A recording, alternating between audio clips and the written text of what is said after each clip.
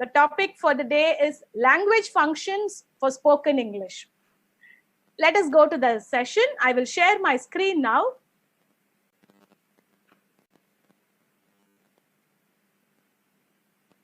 I hope my screen is visible to everyone. Yes. Yesterday, we shared a feelings wheel on the reading material. On the reading material, there was one big wheel which spoke about how to express our feelings because it was all about words. We decided we will learn how to enhance our vocabulary skills, especially for spoken English. So in that kind of an attempt, what we did was we were trying to find lots of synonyms. We were trying to see how we can use the thesaurus. There was a lot of questions about the differences between and the thesaurus. So we explored these areas. So today I am going to start with the question. The question is, I hope you have all gone through the feelings wheel.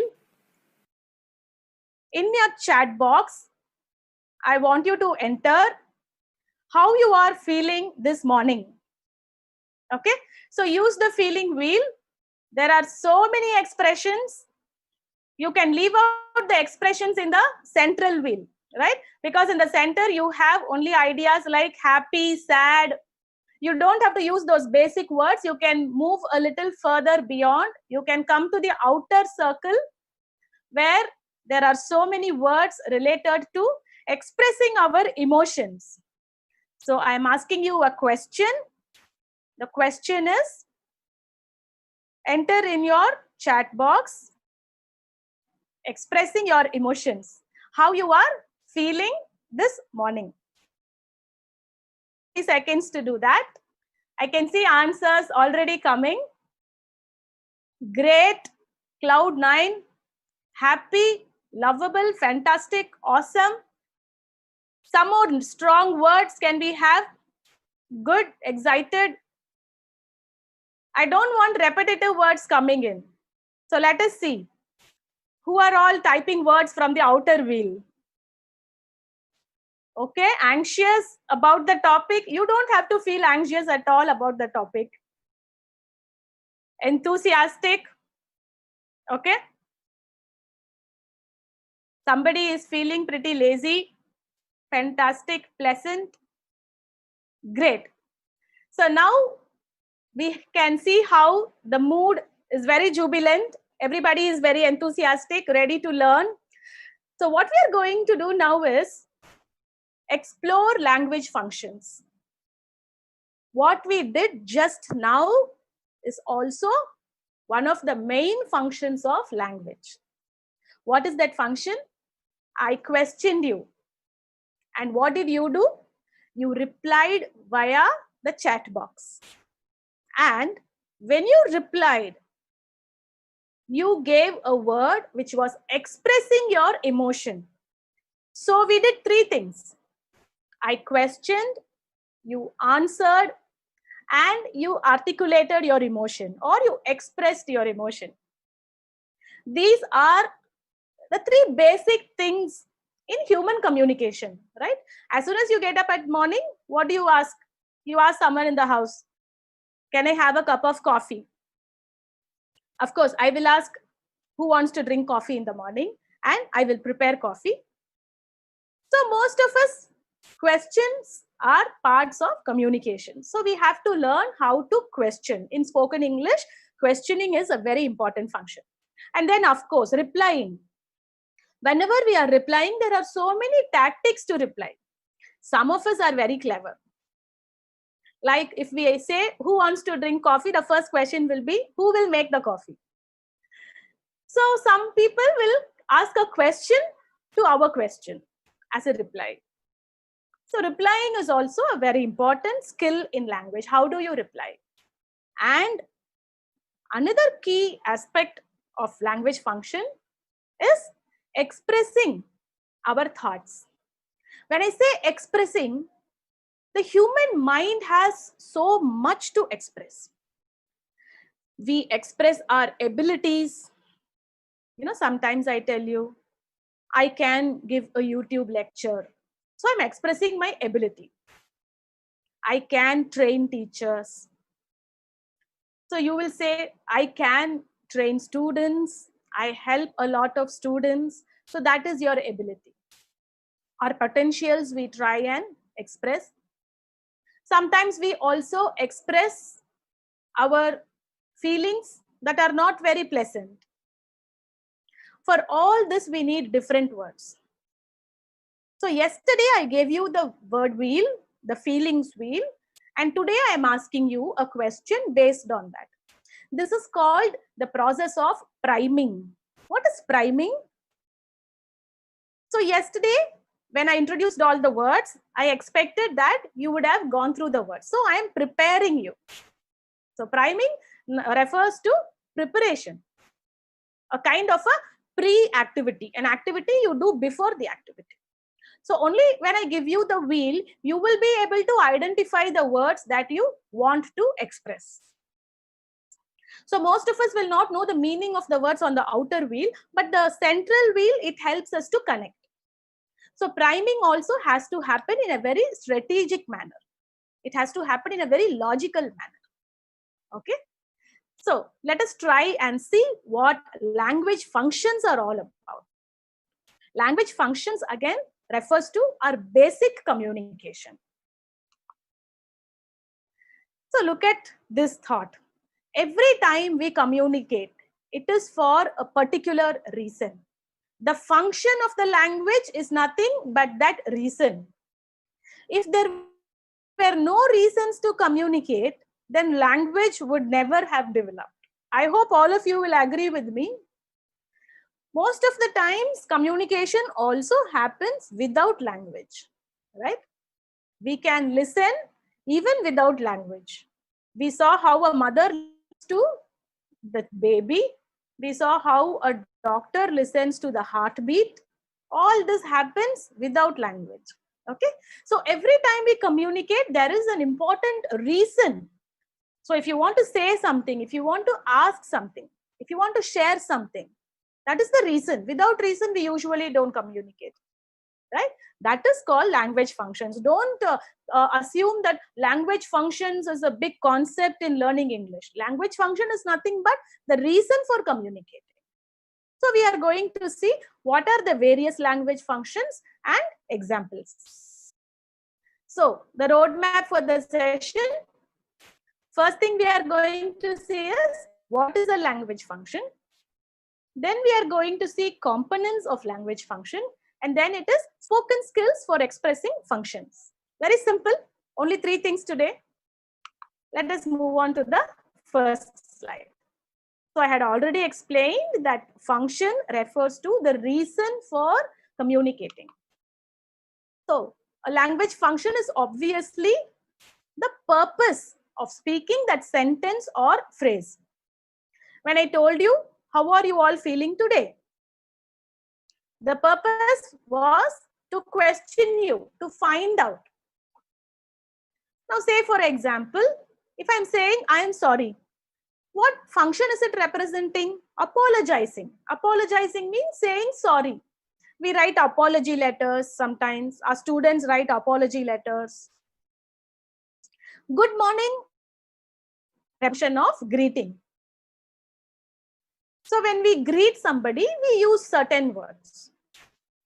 We say Shubhodayam. So I learned this word from Ishmael sir. So Shubhodayam means good morning. I want to greet, I want to smile. Right? Because human beings are very reciprocative. What is reciprocative? We imitate each other. When I smile, you also will be smiling. Right? So it's called greeting. The purpose is greeting. So these two are again some more language functions. There are several approaches to language learning.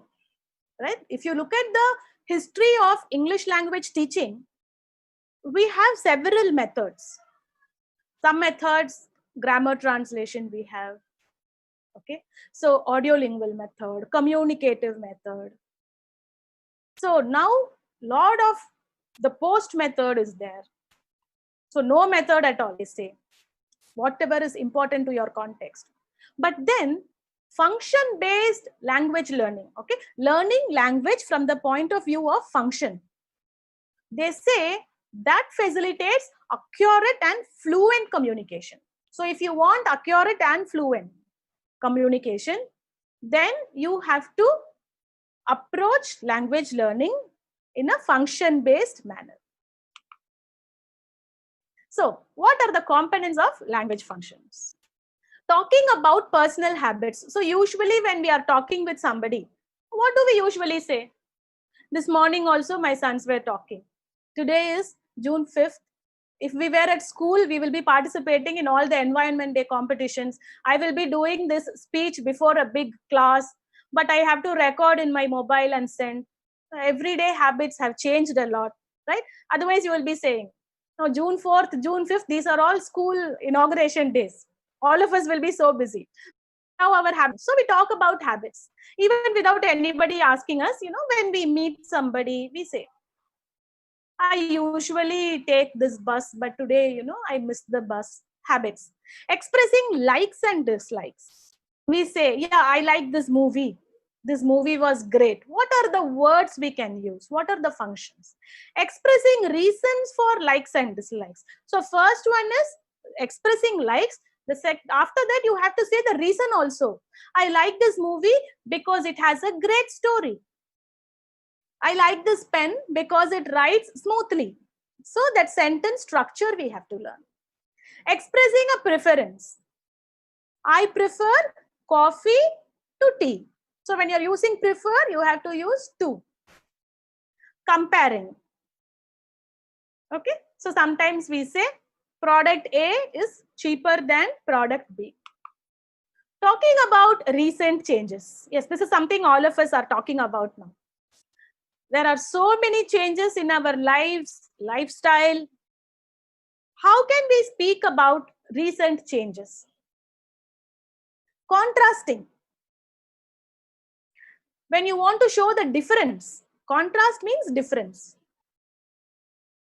Suggesting. When you want to give some advice. When you want to express your opinion, giving your opinion. In my opinion, using product A is better than using product B. Giving reasons for opinions. Because. You have to give a because and a reason for your opinion also.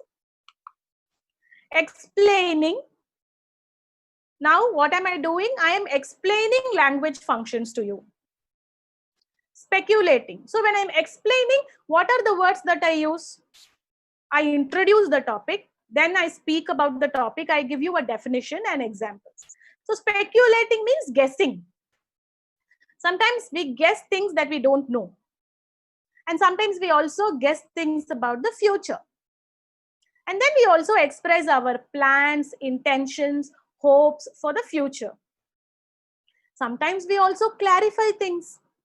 If I'm telling you, is this that book you were talking about yesterday? You will tell me, no, it is not this book, ma'am. It's a different book. So you will clarify.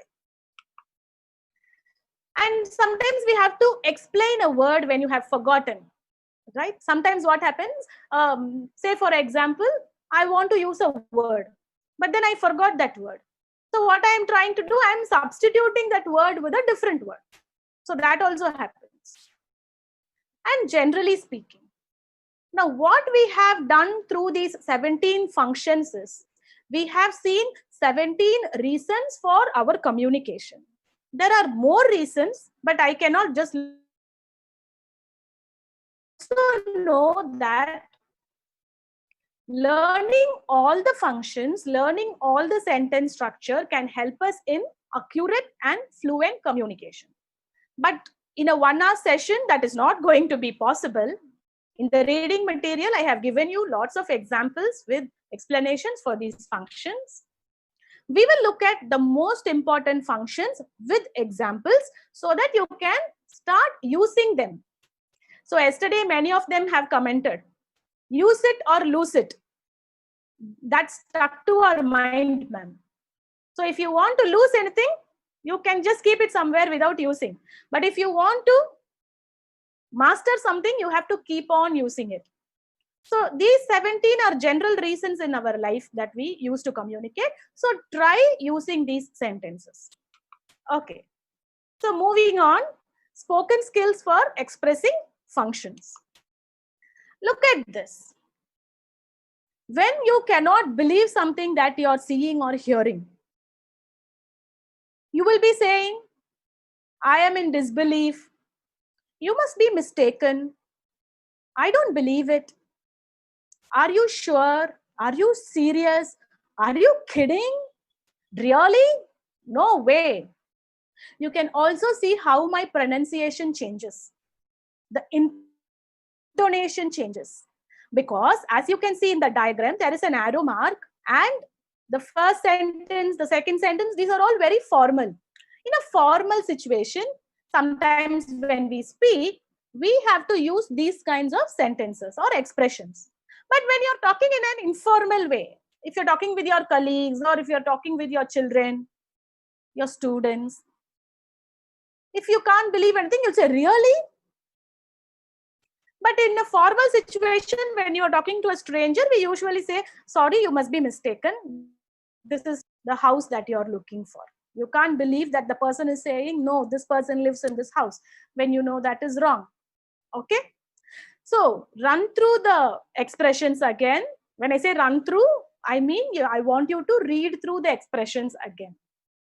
So there is a formal context and there is an informal context. So the expressions depend on where you are going to use it. Now, again, we are going to do a small activity. I'm going to tell you a sentence. I'm going to express something and you are going to express your disbelief. Okay, whether you believe it or not, you are going to use one of these expressions. Using one of these expressions, you are going to give your answer.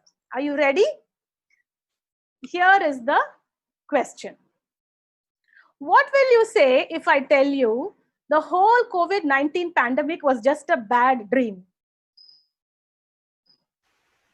Okay. So I'm reading the question again. What will you say if I tell you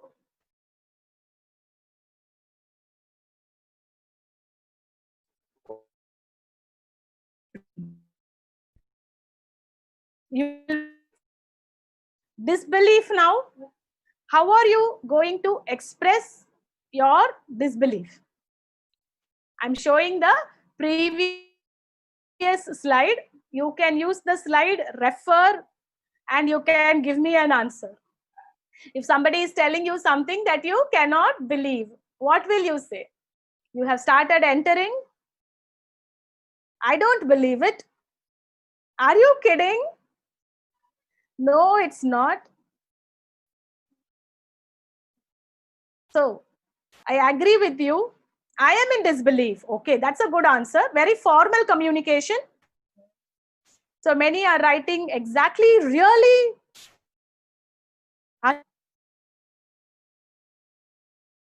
It's a nightmare. It's not a dream. Some people are writing. Oh, really? Many of you are very happy looking at this sentence, I think. Thank you. Thank you for all your responses. That kind of helps, that you are very interactive. You are following the presentation. So this is how you express your disbelief. Somebody, when they are telling you something that you cannot believe, what are you going to do? You are going to say, you must be mistaken. I don't believe it. Are you sure? Are you serious? Are you kidding? Really? No way.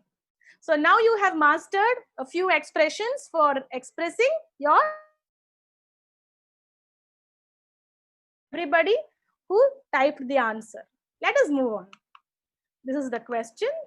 Now, requesting silence. This is also an important function because these days all of us are attending so many meetings, so many webinars are happening.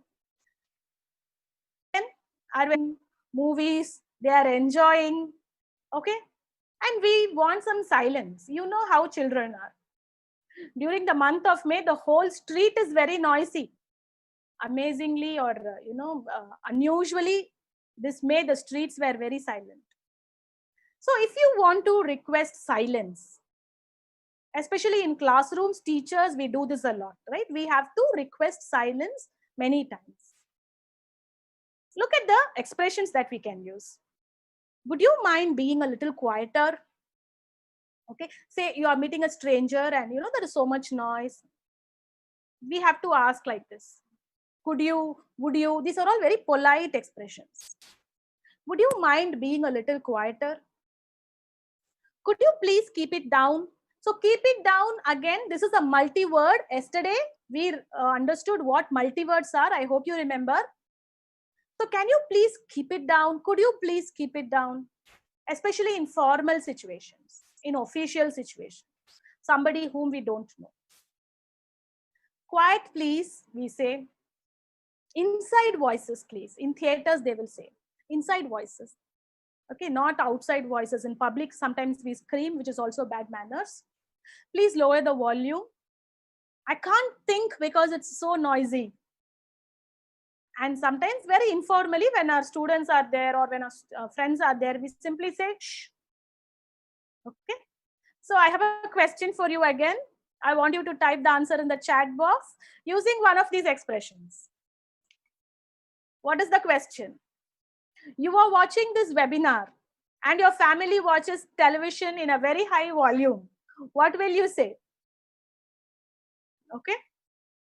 So the question is, you are watching this webinar maybe on your mobile phone or on your laptop without headsets. And your children, your parents, your spouses, they are watching television in a very high volume. Okay. So what will you say at this?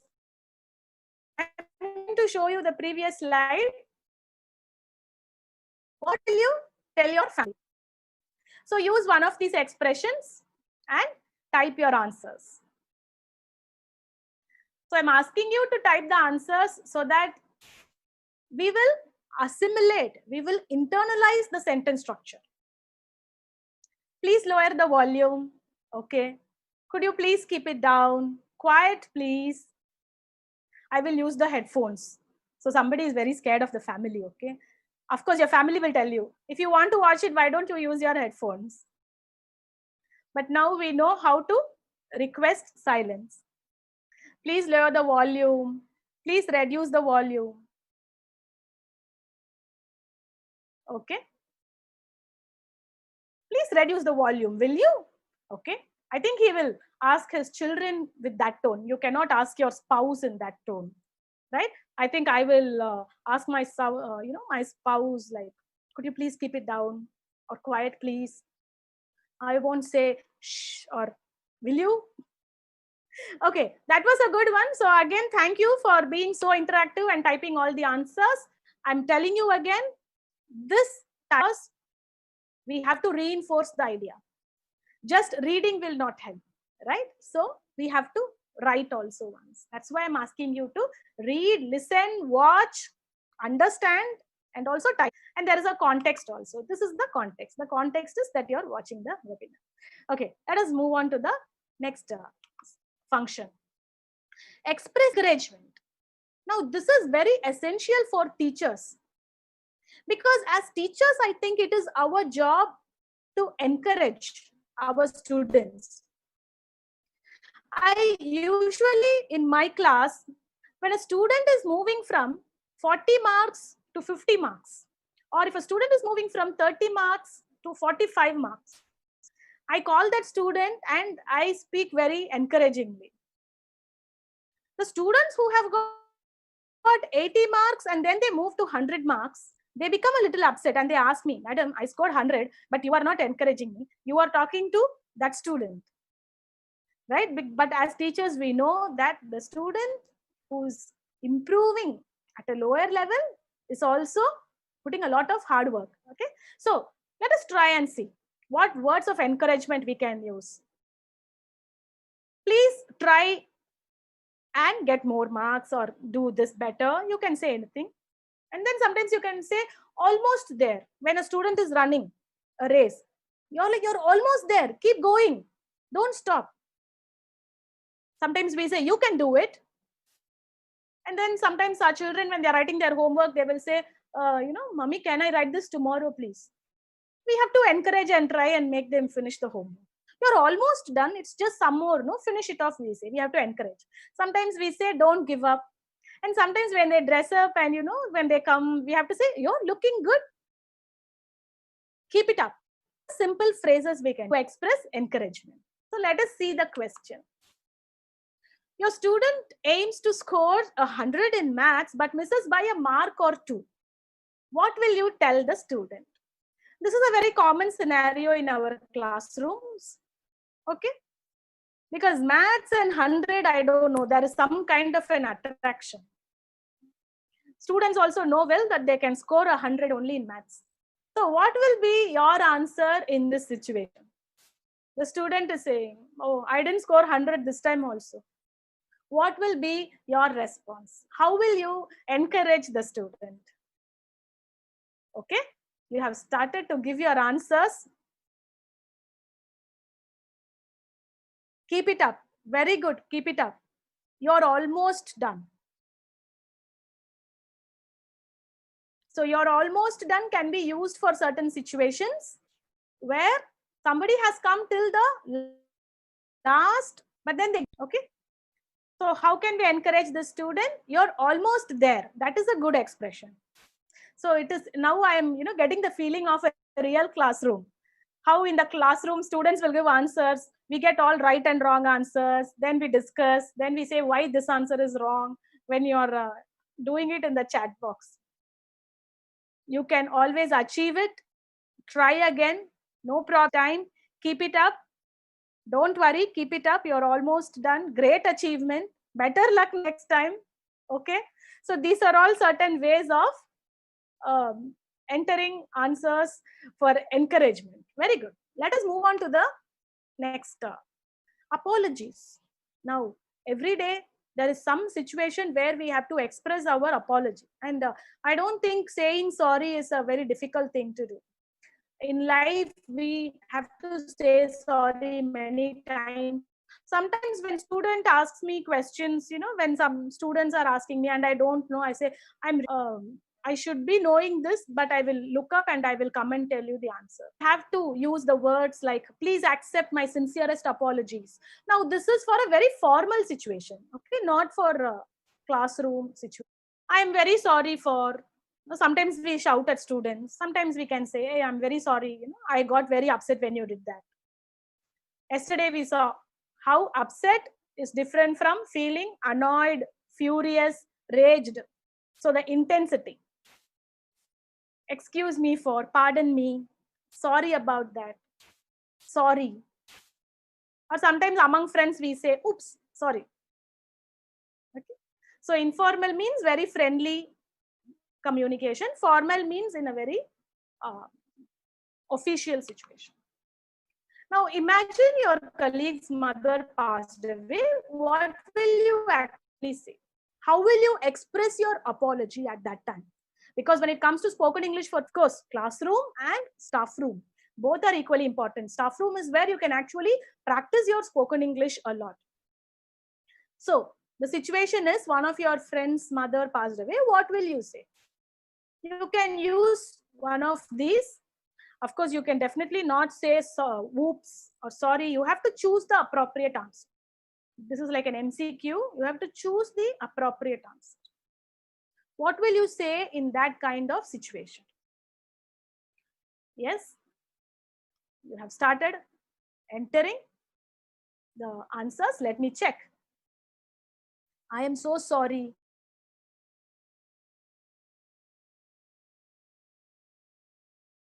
Sorry about the news. Oh, I'm sorry to hear that. I am so sorry. Accept my condolences, accept my grief. Yes. So when we enter these answers in the chat box, what I'm actually expecting is the others who are watching and who are unable to enter it for some reason can just read through the answers. That way also we can learn. This is called collaborative learning. Okay. In classes, we do group activities. But here we cannot do any group activities. So we are using this method. Okay. This is the question. Expressing praise. We are, as teachers, be generous in expressing praise, because compliments or praises are very important in relationships, whether it is a family relationship or professional relationship. I think teachers are also very good at that.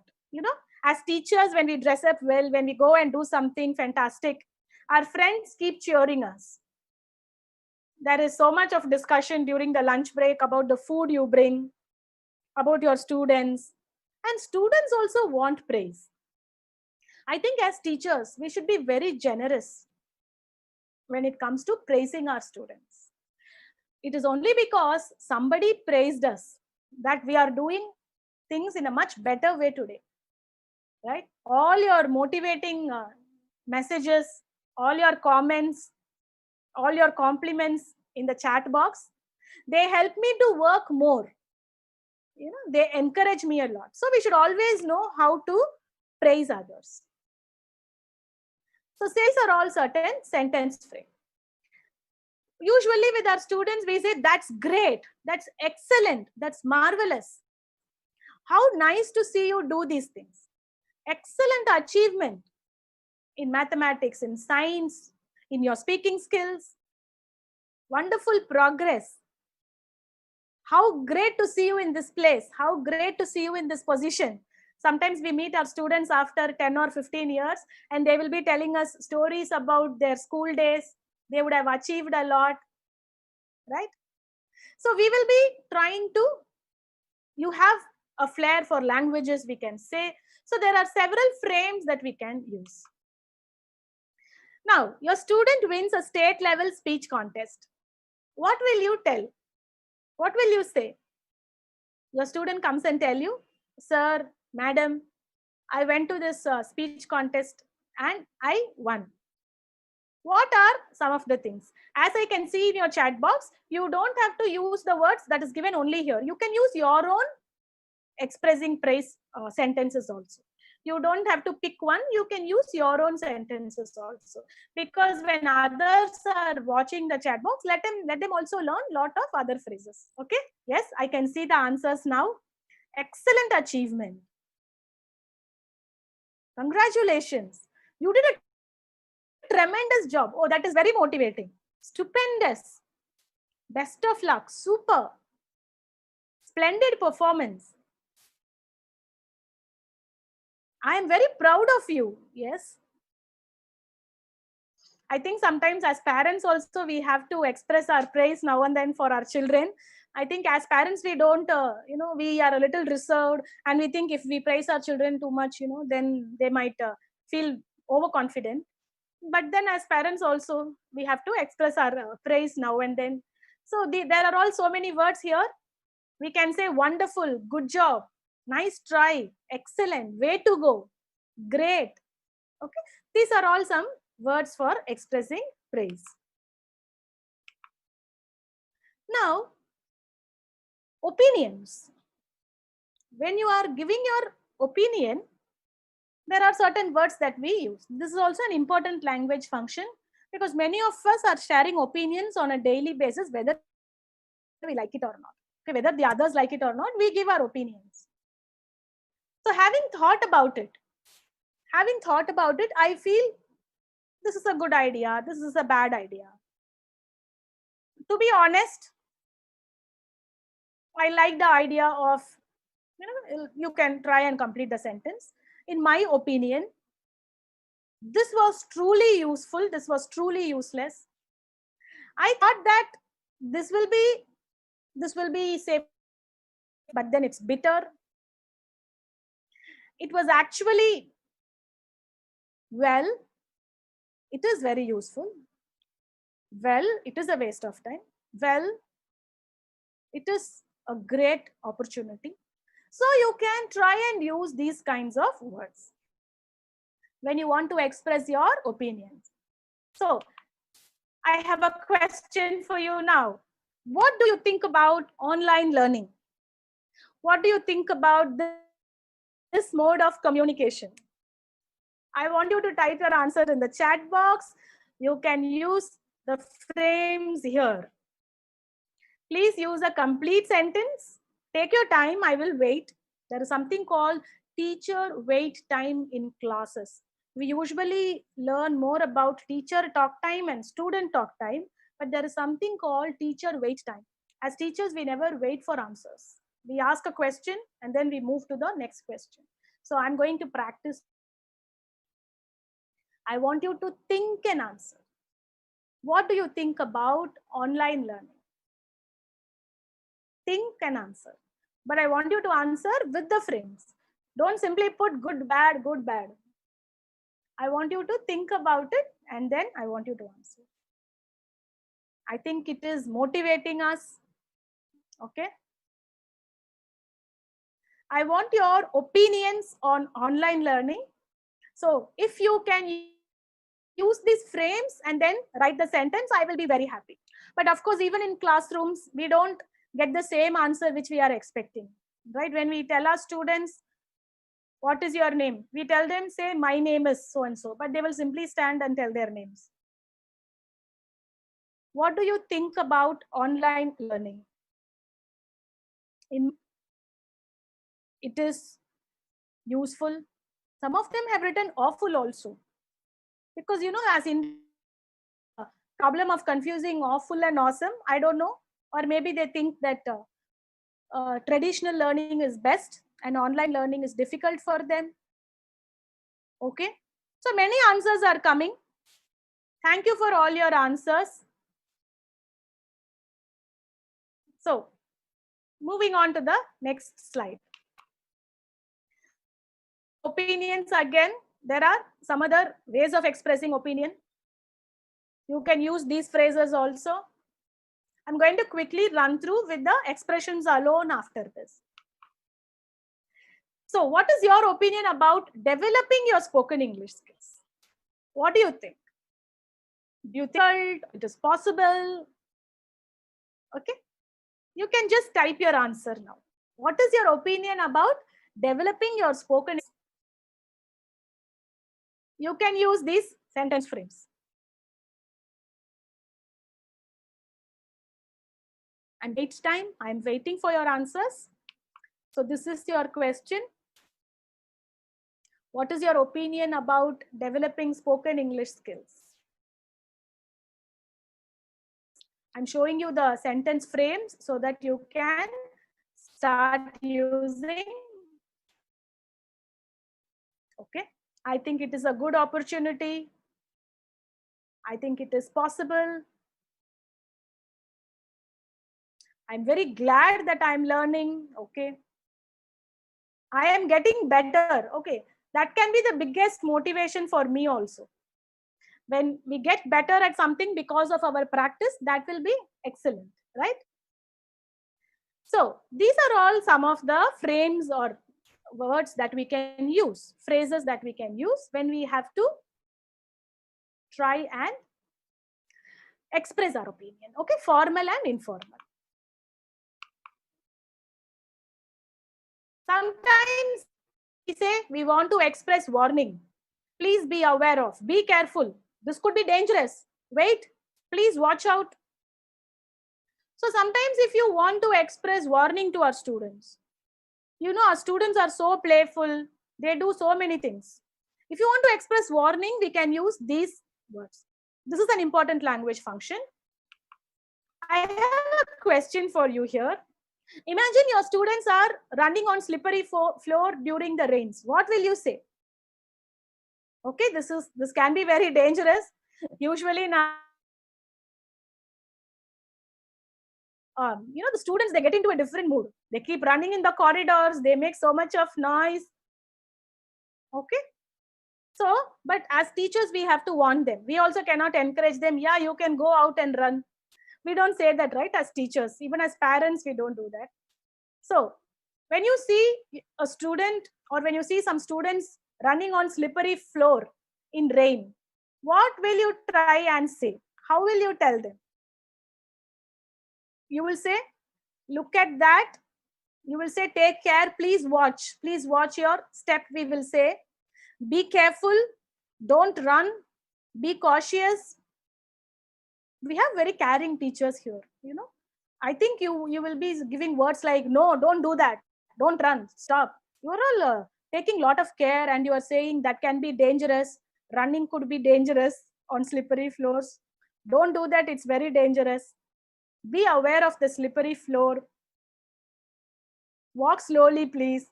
Okay. So there are so many ways in which you can try and tell your students expressing warning. Sure. Now, if you want to express certainty, you will be saying that's absolutely right without a doubt. There is no doubt about it. Of course, exactly. If I am saying something that you're also thinking, the same thing if you're thinking, you will be saying exactly my thoughts. I'm sure. I'm positive on this. I'm positive that it will rain today. Of course, Chennai has no signs of raining. Yesterday we had some lightning. With a little motivation and regular practice, you can master spoken English. With a little motivation and extra practice, you can master spoken English. What will be your response?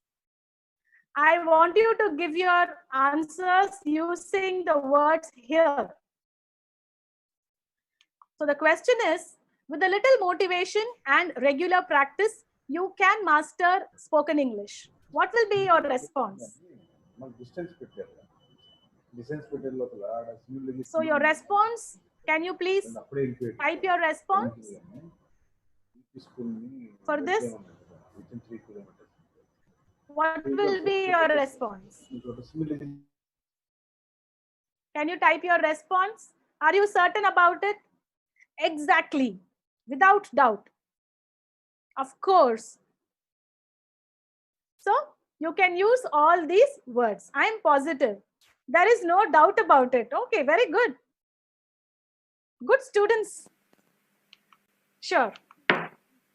Giving permission.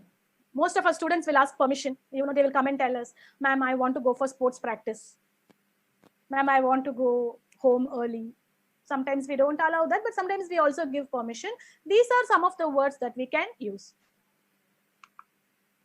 If you want to say hello, these are some of the words. So you know all these things, so I am not stressing on that too much now. Giving a compliment. This is very important, right? When we want to give a compliment, usually, we say this is nice. But what are the other ways of saying? Excellent, fantastic, wonderful, incredible, extraordinary, marvelous. So you can use these kinds of sentence frame if you want to give a compliment. Making a suggestion. If you want to give a suggestion in school meetings, sometimes they will ask you, what do you think about this lesson? Do you have any new ways to do? You can say, of doing this lesson is, why don't we try this? One possibility of doing this is. So these are all various phrases that we can use to make a suggestion. Sometimes we also express sympathy, right? When some student falls, or when we go and try and help a student, we say, oh, poor thing, you fell down. Sometimes we give a lot of advice to our students. So please run through all the phrases, go through the phrases. You can use these phrases for expressing the function of giving advice. Complaint. This is whenever we call, there are so many things that we want to complain, right? These days we are having network issues, power cuts. So we call and we make complaints. And then there is saying goodbye. Okay. So many of you, when you see me, you will be telling me, very nice, madam, to having met you and discussing. So catch you later. So these are all some words for saying goodbye. When you want to ask something, you have to use these words. Excuse me, may I have? Can I please have? Okay. So how you express something actually depends on your social standing. Please remember, you cannot use the informal terms in formal way. It depends on how well you know the other person, who is listening, the circumstances under which the communication occurs. So you have to keep all these things in mind when you are trying to use the expressions that we saw. So these are all the language functions that I wanted to share with you. Now, how can we teach our students language functions? How can we include language functions in classroom transaction? How can we incorporate teaching language functions inside a lesson in the classroom? That we are going to see. And for that, I'm going to invite a teacher who can help us out in finding how to do classroom transaction. Okay, so I will join you after some time for the question and answer session. Now I request the teacher to explain how classroom transaction can be done. I will stop sharing my screen. Ismail sir, I hope Yes. sir's on. So especially in classroom situation. Now say for example, in a story, say for example, in the hare and tortoise story, all of us know the story. So when the hare is coming and introducing, we can say this is the concept of introducing. And sometimes when somebody is saying sorry in the story, we can say how this particular character is asking sorry. And then you can highlight that. Now, why we have to do that is purely because only when we do that, students will be able to take that sentence structure and use it in their communication outside the classroom also, within the classroom also. So we have to create lots of opportunities for learning inside the classroom, and how textbook can be very useful. So as you saw in the presentation, language functions are very important for us to communicate. So why language functions inside a spoken English class? Because we speak English or any language for that matter with a particular reason in mind, right? So we have a reason for communication, and that reason is language function. In the coming days, you will be seeing various language functions and the examples that you can use in order to describe or explain, because as teachers, we have to explain many things to our students. So when we have to explain or describe, what are the sentence frames that we can use? So there are going to be lots of ready-made phrases that you can pick up and you can use in your classrooms. Just like what we did today, as answers to the questions I asked about expressing our feelings. So you all expressed various ideas, your opinions, if you are believing or disbelieving, whether you're agreeing or not. Because these are the basic language functions that anybody will require, be it students or teachers. Definitely, the functions of language keeps changing. It is a very dynamic concept. Language itself is dynamic. Sometimes we say that technology is dynamic and it keeps changing, it keeps updating. I will say that language is the biggest technology we have. It is the most dynamic, organic, it's very organic, because depending on times, language changes. If you remember, yesterday we did ad hoc vocabulary, right? We saw about active, passive vocabulary. We also discussed ad hoc vocabulary. So ad hoc vocabulary kind of proved it to you that language accommodates various ideas that comes to it in that time and also expresses the ideas. So definitely functions are very dynamic. It keeps changing. The way we talk when we go to a railway station, the way we talk when we go to a market is different. We use all our bargaining skills in a vegetable market. When we speak in an airport, we sound very different. We cannot use the same language functions that we use. So language functions are very dynamic. In fact, I think Jayakumar Garu is at a higher level of usage when it comes to language. He has mastered most of the concepts. He has very keenly observed, and he says when we are focusing more on language, we are focusing on structures and we are memorizing structures. But why can't we teach grammar also? We have to think that grammar is implicitly taught. Grammar is inside all these frames that I showed you. but we are not starting from parts of the speech. Yesterday also, when we were discussing vocabulary, I got many comments saying we can start from parts of speech, noun, verb, and then we can also go into the grammatical constructions. But then we should understand that language functions helps in fluent communication. And for spoken English, fluency and important. That is why we are focusing on language functions. As you said, grammar is a very important component, but somehow grammar is inductively being taught without giving explicit grammar classes. We can check with them what is actually necessary for their situation. We know that at the age of 6, 7, 8, there are only certain things students will be expressing. There are maybe they will not be encouraging other students, but then they need to learn how to apologize. They need to learn how to introduce themselves when somebody comes. So we can pick 4 or 5 language functions and we can give them training in that particular spoken English forms so that they can master that instead of teaching them all the language functions. So it depends on the context.